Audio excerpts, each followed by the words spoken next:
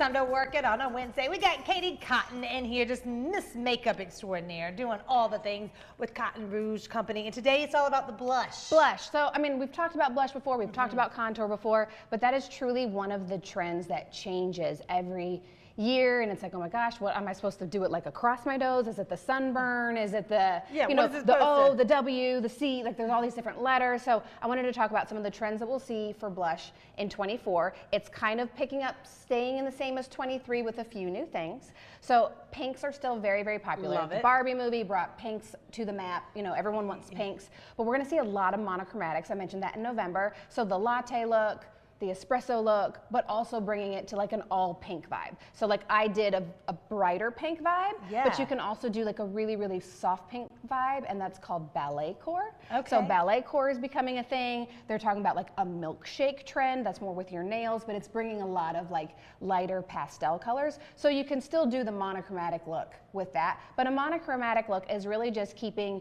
the cheek and the eye and the lip kind of all in the same color. Okay, it's like when you wear monocut, you know what I mean, the same outfit. Right, so you're gonna see that a lot. That's gonna be very popular on the runway. Placement is gonna go to a C. So, you know, we've had the circles here, we've had the go across the nose, which is more of a W. The C is bringing it here. So it's kind of that way you can easily do the monochromatic where the color is here and it goes up into the eye. Kind of goes right into the eye. So it just goes right into it. So that's the popular placement.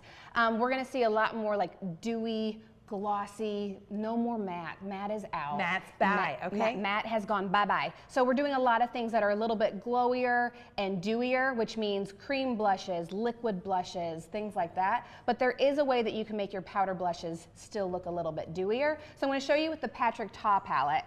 Patrick Ta makes these little like doubles. So it looks like it's two different shadows, but it's actually a powder and a cream, and the way that he actually says to do it, and I agree, is you would take your powder and put that on first, and then you take your cream, load up your brush, and just kind of press it back on top of it. Because that pressing of your cream on top is going to soften that color up.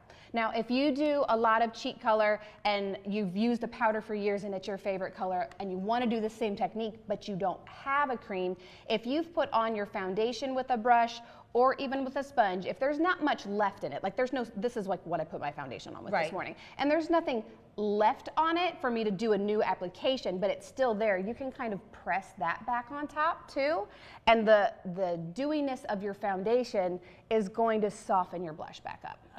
So that's a really great way to be softening up a powder blush. And some of the really popular liquid blushes is I love the Say Beauty one, and this is it's Say, like say hello. Yeah, but it's S-A-I-E, and people don't know how to pronounce it, so it's just Say.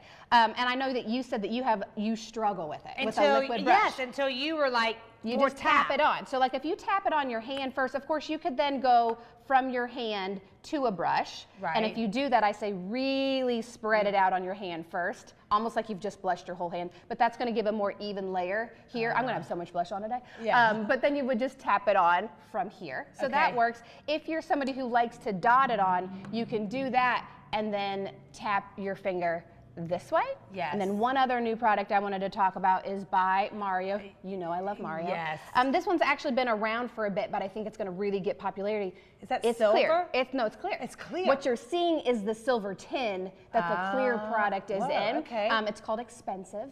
But you would just take your finger, so you're gonna have no product there. I like to still rub it out on my hand to make sure that I don't have too much. And then you can just tap that right on top of anything, and you're going to get that balmy glow without it being a highlighter. Because sometimes when you tap like your highlighter product, which those are still gonna be popular, you know, the little glow ones, but sometimes when you do that, you're like, oh, I got rid of some of my color. Like the shimmer component to it lightened it up, and maybe you don't want to lighten it, maybe you want it to be a bold color, but you still want that glow. So doing a product like this, which is, you know, it's not as thick as like a Vaseline, you know, but it looks like it, but it's definitely not as thick. And then you just kind of tap it on top, and then you'll get that glow back. See, Katie, you are so good. Thank you. They're teaching us all the things. Tap, and then we need the clear. The clear will really, you could product. even try it with like a lip balm and it would work a little bit, but this one dries down a little bit differently. So I do prefer this one to like a lip balm. I love it. So good. Listen, if you want your makeup done by this pro, all her information